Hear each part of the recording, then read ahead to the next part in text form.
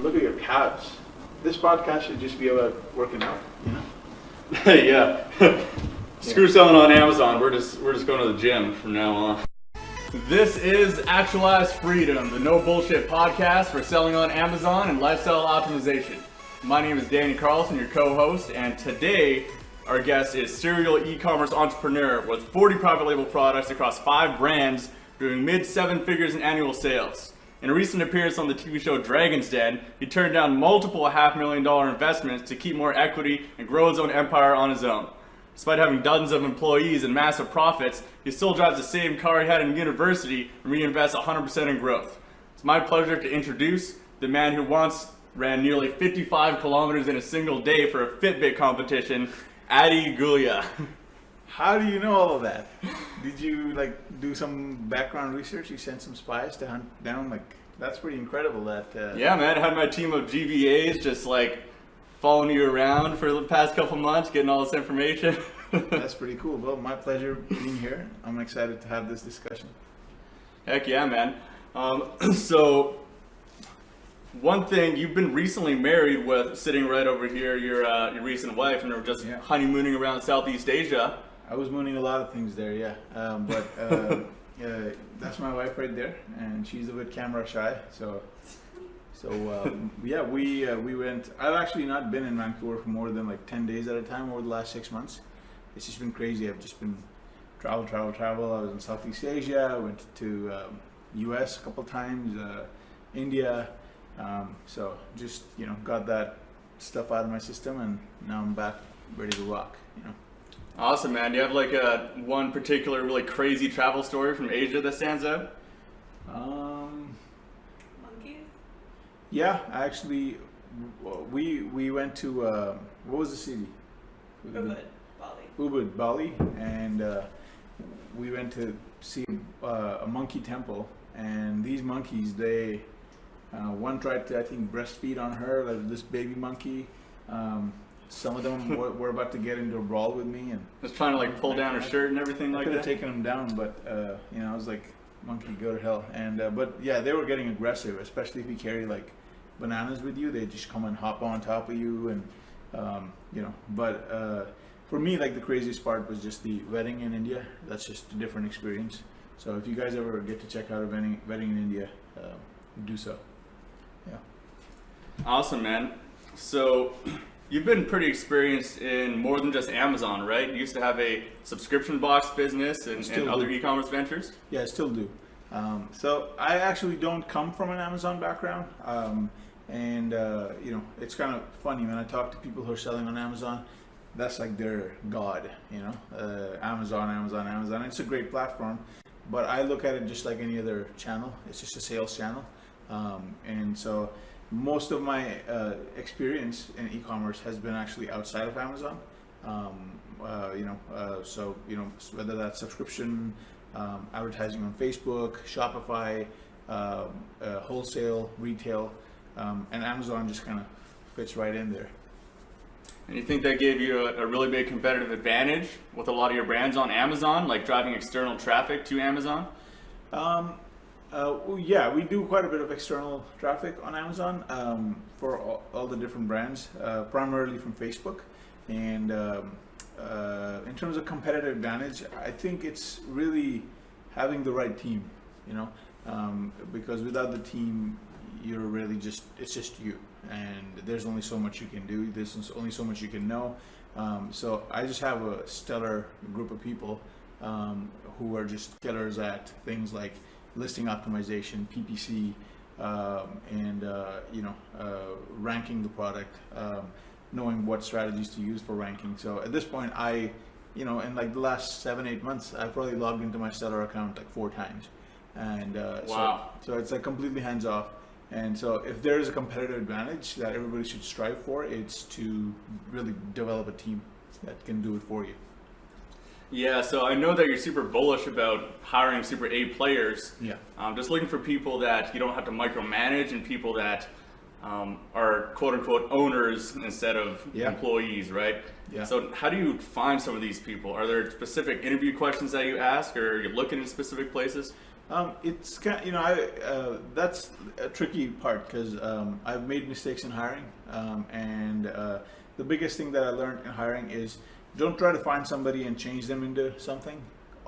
Try to find somebody who already is the person that you want, and in terms of hiring, I don't really have any like techniques or anything. It's just a matter of it starts with the job posting, right? And what I used to do was I would just try to cater to everybody, just so I could get a big group of people coming in and interview. I remember my first job posting, I probably interviewed on the phone 70 people, and Wow. narrowed it down to like 12 or 13. Ended up with a really good person, luckily. She didn't know anything about Amazon, but the second and the third and the fourth job postings that I did, it was very clear that this is only Amazon. If you have had no experience with Amazon, don't even bother applying, because I don't want to waste your time, I don't want to waste my time. But really just try to qualify as much as you can, because that will just save a lot of time. And the person who is the right fit for the job will know, okay, this is the job that I want, and they'll apply. So it starts with the job posting, and then after that, just you're going to develop the team that you want. And in our case, we have a certain kind of culture that we want to build in our team, and so not everybody's going to fit in that culture. And if somebody doesn't seem the right fit for whatever reason, they may not be good for us, but that doesn't mean they're not good. And so really knowing what kind of team you want to build, what are your goals, what this person is going to be focusing on. It's like a big lengthy process. I don't know if you wanted to touch on any of them in particular. Yeah, just from my experience building the Amazon agency, I ran into a lot of problems hiring people that will take ownership over actually helping you towards that vision of the company you want to build, instead of just showing up and got my work done, good enough. You know what I mean? So are there any particular structures or incentives that you have in place to incentivize that behavior? Yeah, well, the thing is, you want to try to find somebody who's intrinsically motivated rather than externally motivated. So if you have a person who you're trying to come up with ways to motivate them, you already have the wrong person. For example, in my case, there's a couple of people where they like setting their own goals. I was having a conversation with one of my teammates, and I said, hey, let's go over what we want to do for 2018. And I said, I think this might be a good goal for us. And she basically came back to me an hour later and she said, well, I don't think that was right, what we just discussed. And I asked her, what do you mean that was not right? She said, that goal is not big enough. And that kind of stunned me. I was like, here I am, I'm the entrepreneur, and I think I'm setting a high target, but she's trying to correct me and aim even higher. That just goes to show you what kind of a caliber of a person she is. And when I brought her on board, one of the first things she told me was she wants to have her own business someday, which didn't turn me off in any way, because you want somebody who's an entrepreneur on your team. I don't care if she's not going to be with me in 2 years or 3 years. Hopefully she will be, but while she is in there, you want to instill that entrepreneurial spirit, right? And so a lot of people that I know, they shy away from hiring somebody who's too entrepreneurial because they might leave you, or they might go and start their own thing. We'll let them start their own thing, who cares? Really just identifying people and asking them the kind of questions that might indicate whether they are the kind of person who sets their own goals, because everybody's going to tell you that yes, I like to set my own goals, but actually following through on them, digging in their past experiences.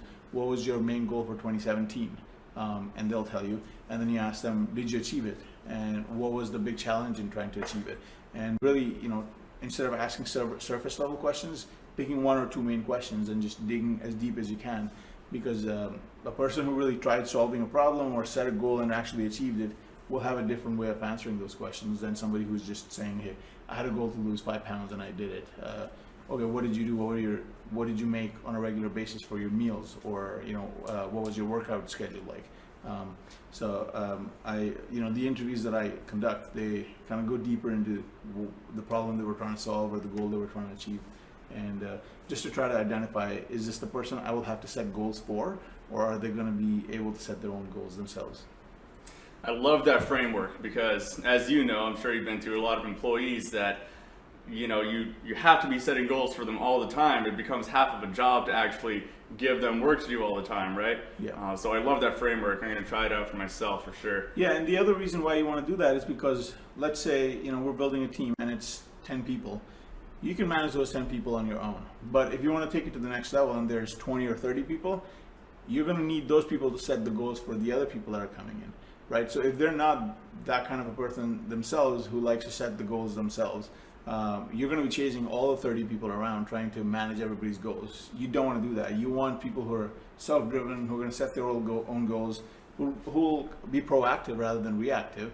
You don't want to ask them, how's your target? Have you hit your target, or are you about to hit your target? You want them to be coming to you and telling you what their challenges are, what their frustrations are. But yeah, in order for the company to really scale, you have to put in the people who are gonna self-manage, and let them make mistakes. Let them know that I'm here to support you, but I'm not gonna be here micromanaging you all the time. Because again, you can micromanage only so many people. Once you have 30, 40, 50 people, if that's eventually your goal, you're not gonna be able to micromanage everybody. Right. Yeah, it becomes totally impossible at that point. Yeah. So this segues really well into mindset. You mentioned to me that you're really into just iconic guys like Elon Musk and Napoleon Hill. Yeah. What is it about those two guys, or the really iconic minds in particular, that really speaks to you, and how do you try to emulate that in your own life and in business? Yeah. So when I was quite young, around 15 or 16 years old, I ran into somebody who was pretty wealthy, and I asked him a simple question. I was like, hey, how do I build wealth? And he said, it's a long discussion, but I'm happy to give you my best piece of advice. And what he said really hit home for me. And he said, in 10 years from now, you will be the average of the 5 people that you spend most of your time with. And he went on to explain, if wealth is your goal, hang out with 5 people who already either built wealth or are on their path to building it. If your goal is to be funnier, hang out with people who are funny, because they'll make jokes and they'll make fun of you and fun of other people. You'll kind of observe them and soak that knowledge into your head. You'll become funny naturally. If your goal is to become more confident, find 5 people who are just fearless and confident, and sure enough, over time you will develop those skills yourself. So any skill is developable as long as you surround yourself with those kinds of people. And what a lot of people don't have the ability to do is to go out and find these people. It's very hard to find high quality people in any field, but they're out there. For me, reading these books and following guys like Jeff Bezos and Elon Musk, it's kind of a way for me, if I'm not traveling and I'm not out there meeting the kind of people that I want to hang out with, at home, it's just a way for me to mentally stimulate myself. If I'm running into a challenge, I will read up on one of these people's biographies, just to get some mind stimulation and just to help me kind of get over that hump. But even just in building the business, let's say the Amazon business, right? I got into Amazon really knowing nothing about it just 2.5 years ago. I could have followed the path which 90% of people do, which is just sitting on their laptop trying to go on YouTube, Facebook, and talk on forums. The next best path is to buy some of these courses. And to me, the best path to getting good at selling on Amazon, for example, was going out there and meeting guys who are selling 40, 50, $100 million a year on Amazon. Because the way they were thinking about selling on Amazon was very different from the guys who are on Facebook and talking in the group. And so really, that's the reason I really like following guys like Elon Musk and Jeff Bezos, is just to surround myself with high quality people. Oh, that's awesome, and that's why I like interviewing guys like you, man. Brings my level up, And you bring up a really good point that you don't have to actually physically surround yourselves with those people to actually get the benefits of that law. Like, you are the average of the 5 people to surround yourself with. That could be someone on a podcast, like on videos, YouTube videos. Yeah. Like Tom Bilyeu is one of those people for me. I listen to his podcast every single day, his videos. Yeah. It's almost like we're hanging out, I know so much of what he has to say that you get a lot of the same effect. Yeah, exactly. And these tools that are available to us now, they weren't available that long ago, right? So if you were sitting at home and you wanted to start a business and it is, 1970 something, you're pretty much out of luck, because it's you and your core group of friends, and you have no idea that how to get this information. So the internet really changed everything in that it allows you to soak in all this information. And so I would really highly recommend everybody to soak in as much as you can. But that's not to say that only get focused on that. Try our best to go out and actually connect with these people, because it's a whole different conversation when you're sitting next to that person rather than just watching an interview. Interview and things like this, like content, are the next best thing, but you should still invest some time in developing those relationships. Oh, totally, yeah. And it's amazing that we have unlimited access to all this amazing information, but that's also the downside, is we had unlimited access to all this amazing information. You could literally spend 3 or 4 lifetimes just learning about cool stuff, which is a gigantic trap a lot of us fall into, right? Yeah. Another thing I really love your mindset with is reinvestment. So I remember you saying, for every dollar that you save, every dollar you reinvest back into the business, it's like, $10 is going to come out later down the road, right? Yeah, and I mean, this is probably like my biggest belief in growing the business is, let's say you're going out and you're buying a meal, right? People go out and they spend, I don't know, $30 on a meal, or even if you're going and getting a Subway sandwich. The way I look at getting a Subway sandwich is, this sandwich is not costing me $10. It's actually costing me more like $100 or $200, because if I was to save that $10, put it in my business, let's say on PPC, it cost me, let's say, $10 to acquire a customer. That customer is going to place 6 orders in their lifetime, let's say, with me. $6 might equate to $100 in profit. So that's how I'm looking at that. And then $100 multiplies itself again. And everybody's kind of familiar with the idea of compounding money. But you can compound time, you can compound everything basically. Money just happens to be one of those things which you can actually see and measure. But everything that I try to do in my business is kind of with that way of thinking, is what is the actual cost of this one thing, because there's always an opportunity cost for everything. If you're going out and buying drinks for yourself or with your friends, if you're going out for an expensive dinner, or if you're going out on a vacation somewhere, you always, you don't have to, but I do. I always look at it as an ROI.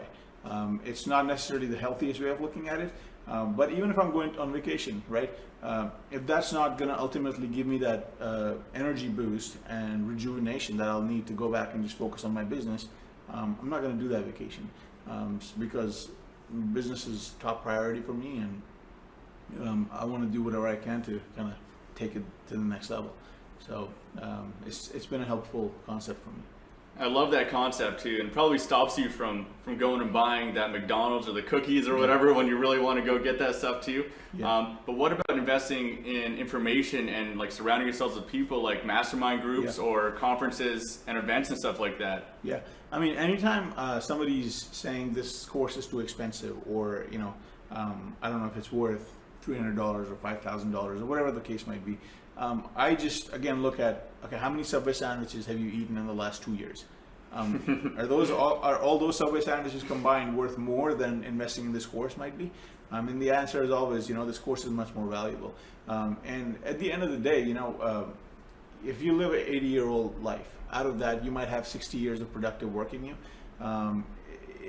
You can drag your ass and try to figure everything out on your own, or you can try to learn from other people, right?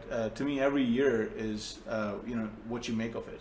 And if you're trying to figure out everything on your own, you're going to be left with a year. But if you get help from other people, use their time, their money, their knowledge, and you do things like invest in courses, you could potentially turn that year into 5 years of productive time. Because those people may have gone out and spent 10 years trying to figure something out that if you just paid $1,000 to learn it, you just bought yourself 10 years. And so you again have to look at it as an ROI. Sure, it's costing $1,000. There's books that are out there that are worth $5,000. But people might say, okay, this is crazy, it's a book. Books should cost $20. But hey, what if the book lets you make $6,000, right? Again, we're living in Vancouver, right? And there's a bunch of people that I know who say things like, I don't want to move to Vancouver. It's an expensive city to live in, et cetera, et cetera. And I said, okay, well, how much additional will your rent be if you move to Vancouver? They said $1,000. And I said, are you more likely to find a better job here that pays at least $1,000 more? And they said yes, but they just don't think that way. It's always an ROI. Yeah, scarcity mindset, right? They're trying to protect. They don't want to raise their costs when they don't immediately see it's like, okay, I'm immediately going to make this much more money right away. Yeah. When often in that case, it's probably the case. They're going to come here and they're going to get a job that's worth more money. And it's also, a negative mindset, because you're so focused on the cost and what you're going to lose rather than what you're going to gain.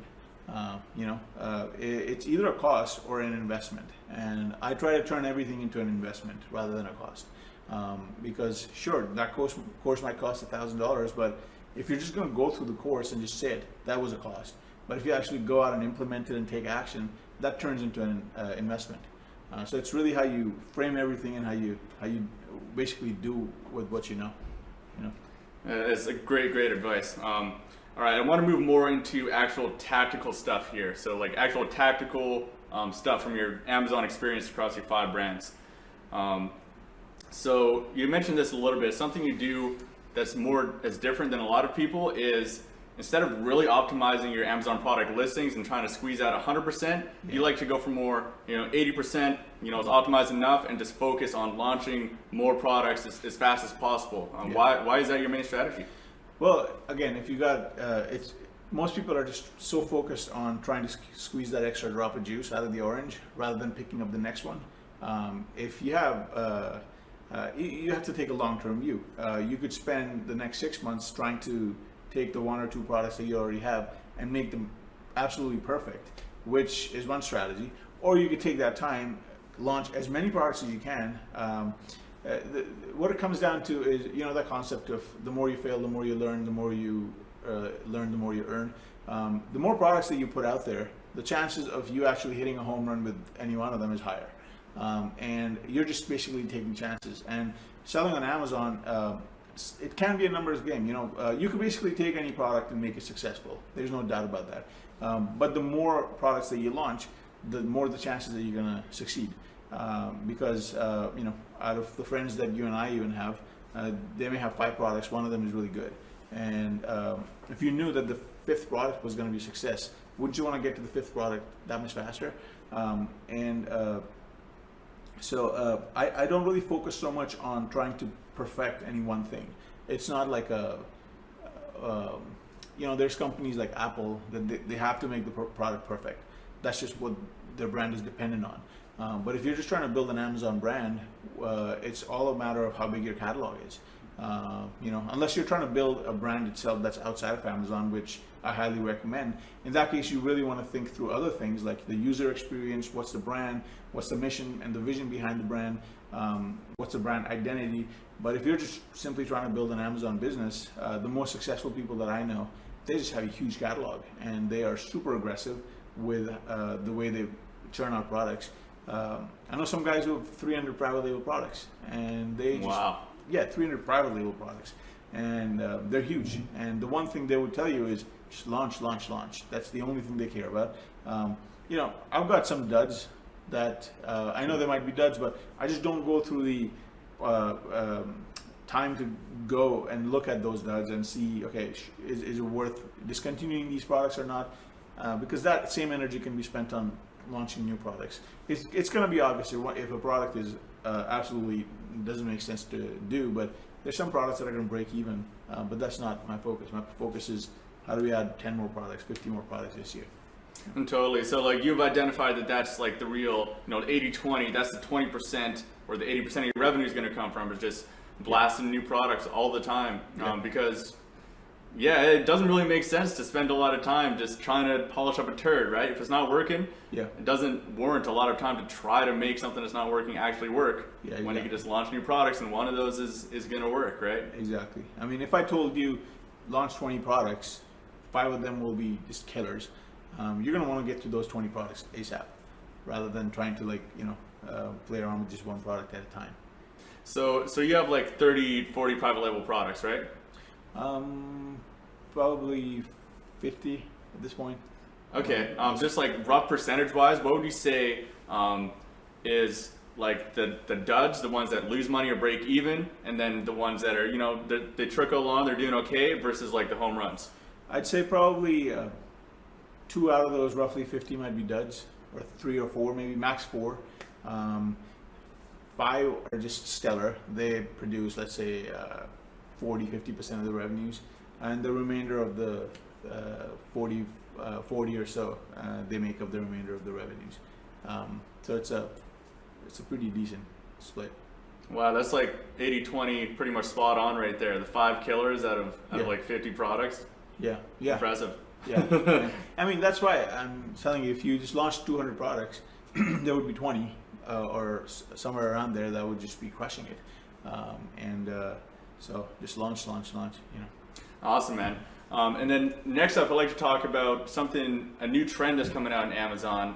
Amazon Alexa, so voice search. Do you have any views on where voice search is going, and do you have any plans on how to maximize on that? Yeah, I've actually been quite interested in artificial intelligence, just reading about it. I went to a couple of conferences lately, and I think it was somebody I met from Amazon actually there. They were like high up on Amazon team, and they said, one of the things, he was aware of a lot of these black hat tactics that sellers are using.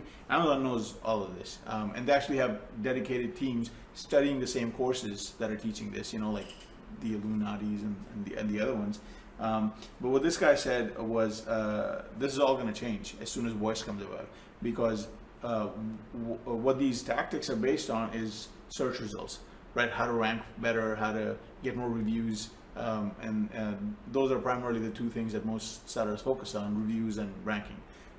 What search is going to do is it's going to completely change the way people are buying things. So if I wanted to buy, what is this, microphone? Right? Microphone, yeah, like Yeti microphone. Yeah. If I search microphone on Amazon.com, let's say, the guy who has the best skill set in terms of getting the most reviews and the best ranking is likely going to show up, and I'll buy it, right? And that's just how it is. It doesn't matter if the best microphone for my needs is actually on page number 3, and that seller just doesn't know how to show up on page 1. What voice will do is give you the ability to interact with the machine a lot better, and it will actually render useless a lot of these things that the sellers are focused on, such as reviews. Because what Alexa will tell me is, sure, I found a bunch of microphones for you. Are you looking for 5 stars? Are you looking for 4 stars, 3 stars? And I'll say 4 stars or up. And it will not really care if the product has 10 reviews or 1,000. It will just give me the latest reviews that somebody has left. I may ask for things like, what's the most relevant review somebody who fits my user profile has left. And Alexa will understand you good enough to know that you're an entrepreneur, you're a male in your 20s, you live in a certain state, things like that. So all those reviews are not really targeted to me. Some of those reviews are, because some of those users fit a certain demographic that I'm also a part of. So voice will completely change everything, in terms of search. And it's going to bring about new opportunities for some people. It's going to kill some people's businesses. And just keeping a pace with how Alexa and tools like this will change your business, it's really important. That's really inspiring to think about, especially like Alexa has all your information on profile. It knows what you've bought all recently. Exactly. It knows exactly, you have a MacBook Pro or whatever, so it's not even going to bother showing you anything that won't be compatible with a MacBook Pro or something like that. Yeah, and if you think about it, the way these reviews are done, I'm very skeptical of the way I buy products on Amazon, just because I know what kind of techniques are out there to get reviews and get ranking. Generally, it's not the best product that's showing up number 1, 2, or 3 in search results. You have to do a digging and be a discerning customer and actually read through the reviews and see if they're verified or not. Look at the latest ones rather than the older ones. But it's actually not that good for customers, the way the platform is built right now. And Amazon's only focus is pleasing the customer, right? So something around that is going to have to change. For example, things like number of reviews. If a product has 500 reviews versus 5,000 reviews, does it really make a difference in terms of which is better? So they may implement things like, LinkedIn has that 500 plus connections.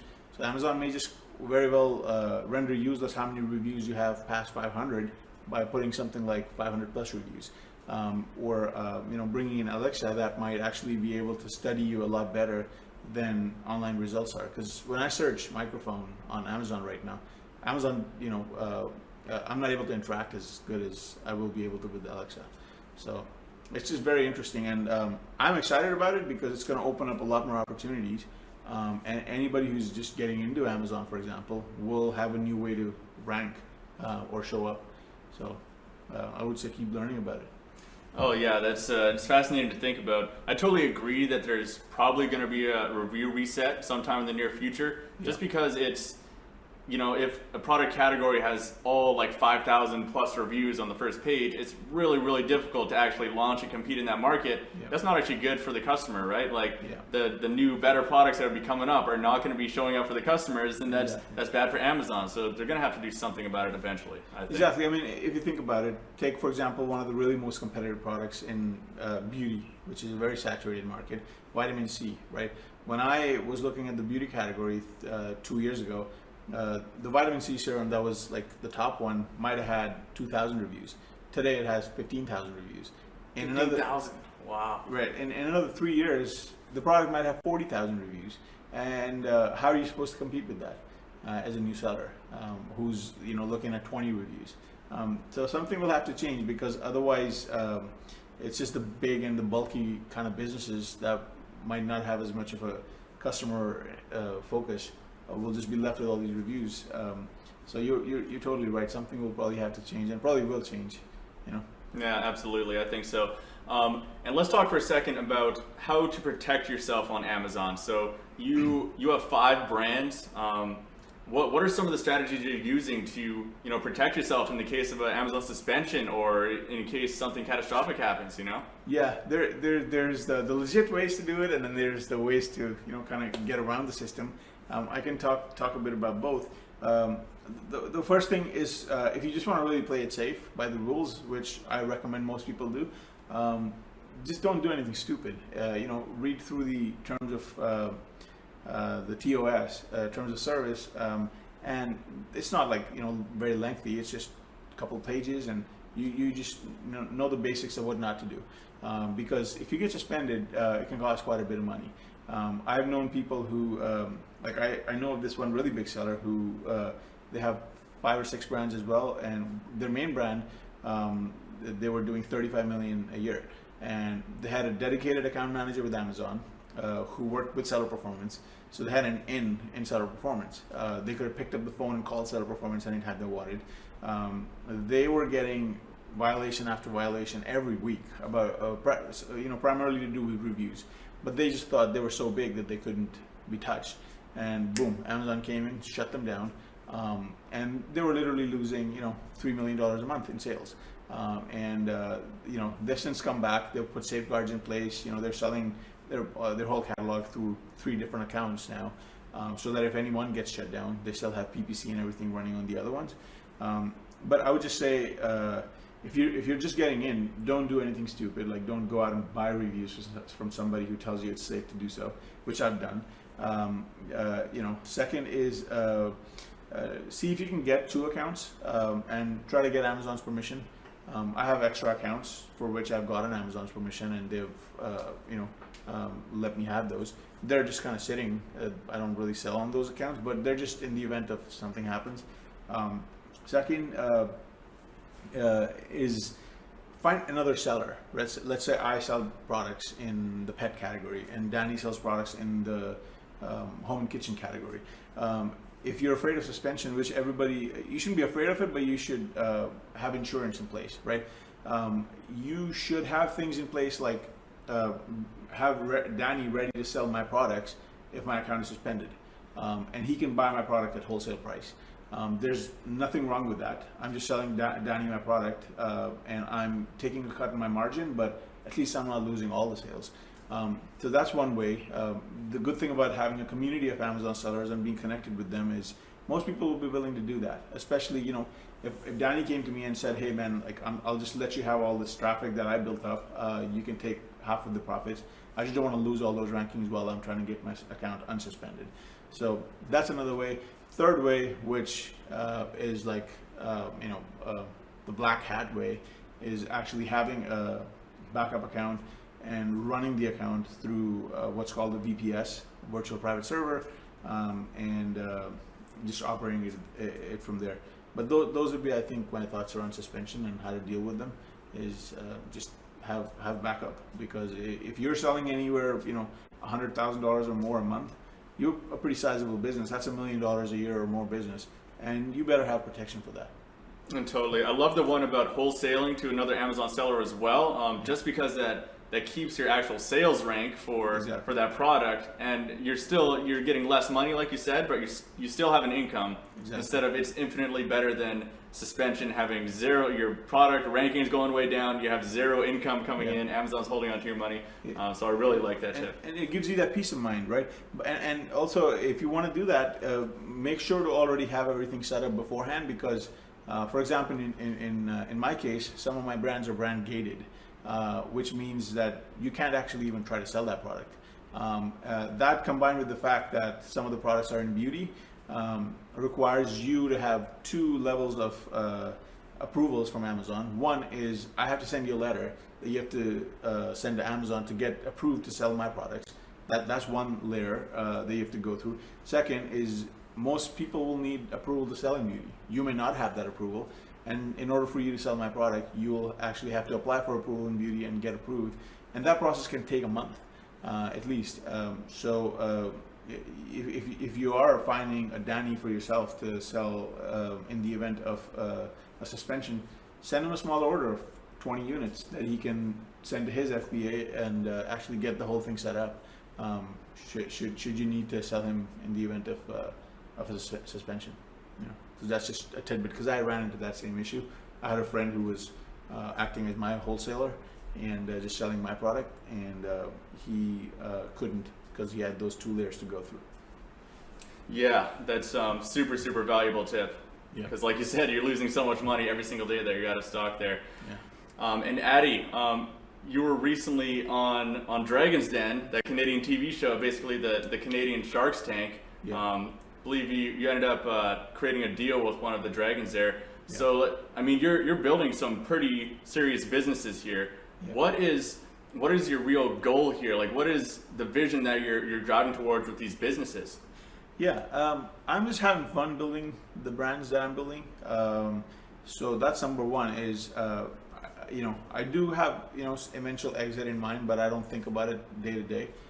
Because if that's what you're starting out with, you're not really in it to build it. If somebody's thinking about an exit, you're running away from your business rather than wanting to build a business. So that's just the one thing. But my eventual goal, obviously build all those brands, and ideally have some sort of synergy between the brands. So if your main demographic happens to be men who have beard, have something in common in between the brands, so eventually you may be able to merge them together. The reason I have multiple brands is twofold. One came from the idea of, hey, what happens if there's a suspension? You just want to have a separate brand that you're selling. Second, it's just interesting to me, having a brand in, let's say, beauty and another one in sports. You're just kind of seeing dynamics into. It allows you to learn things that you otherwise wouldn't. So if you happen to be in the same category, you get stuck in a certain way of thinking. If you're selling pet products, you might only be in pet forums and discussions with pet bloggers, and it just doesn't allow you to kind of stretch your thinking. And I've purposely got into categories where I'm going to need to get into wholesale, otherwise the business just wouldn't work. For example, if you wanted to get into office products, that's not a B2C business generally, and you're better served knowing how to deal with wholesale and retail. It just makes you a better business person, or by making you think in different dimensions. So that was one more reason why I started multiple brands. I actually bought a brand recently, a couple months ago. And part of it is just, it allows me to learn more, challenges me. My eventual vision, I guess, is to kind of exit from them at some point. I'm pretty sure I'm going to get bored of e-commerce at some point, and that's why I've been going to different kind of conferences related to tech and things like this. So I'll eventually probably pull them together, perhaps sell them. The other thing you want to know is when you go to exit your brand or your business, which I'm assuming most people would, the higher your EBITDA, the higher the multiple. Because if you have a business that's, for example, doing $200,000 a year in EBITDA, EBITDA is basically profit. You're going to be looking at buyers who are mom and pop kind of, smaller buyers, and they won't have, they'll basically be 60-year-olds or 50-year-olds who are bidding against each other, and they'll be very price sensitive because your business might be selling for $500,000. If you get into the $1 million plus EBITDA, that's where the big cats come into play. And really the good action starts to happen when you have 5 or 6 million a year in EBITDA, because that's when private equity guys come in, and they have so much capital that they're not afraid to put in an extra $1 million. They just don't, it's, to them it's like Warren Buffett going out and trying to buy a business. He at this point has so much cash, he will just pay the premium. And so that's the other motivation behind having multiple brands, is because when you go to pull them together and sell them, the EBITDA is hopefully higher, which allows you to in turn attract a different level of buyer. So that's the eventual vision. Well, Adi, you're a true player, man. It's you're in it for the hustle instead of for some shiny carrot at the end of the road, right? Yeah, I mean, man, it doesn't really bother me. When there's setbacks in business, like for example, our business in Europe, it just completely tanked. We were doing multiple 6 figures a month, and that went to zero because of one stupid mistake that I'd made. Our account was fine, but our brand was just vanished, and it didn't bother me the least, because I was just having fun doing what I was doing, and I was like, it'll come back. And speaking of that incident, one of the big lessons that I learned was have a lawyer to deal with your Amazon issues. Just have a lawyer, because the lawyer might cost you $500 to $1,000, but I was losing thousands of dollars a day by not having the lawyer and trying to fix all of that myself, thinking, hey, I know so much about Amazon, I can fix it myself, I know how to deal with Amazon. Dude, that letter from the lawyer just fixed everything within a couple of weeks. And I was going 4 months without any sales when all I needed was that letter to be sent, because he knew the exact person to reach out to within Amazon. And they take a lawyer's email a lot more seriously than just like within Seller Central or your communication, I'd imagine, right? Yeah, and so if you run into any account-specific issues or something that's like jeopardizing your entire business, do not even try to tackle that yourself. Get an attorney, get him to kind of go in for you. Yeah. That's awesome, Adi. Well, it's been a pleasure having you on this show. I just have one more question for you before we sign off. You brought up artificial intelligence, so I have to ask. Yeah. Are we living in a simulation?